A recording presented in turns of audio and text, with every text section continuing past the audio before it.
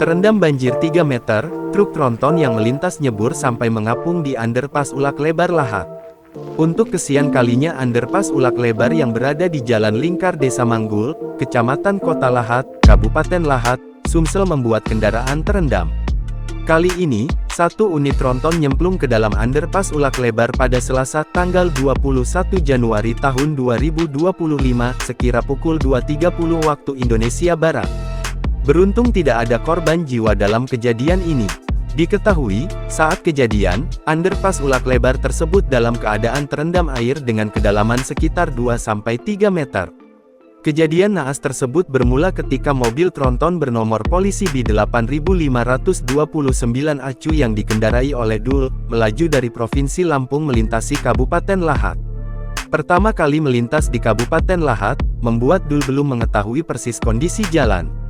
Lantas Dul pun memanfaatkan Google Map. Nah, saat di lokasi atau underpass tidak melihat adanya pelang peringatan tidak boleh melintas. Apalagi kondisinya masih gelap dan tidak ada penerangan underpass. Mobil pun terlanjur menurun ke jalur underpass, ujarnya.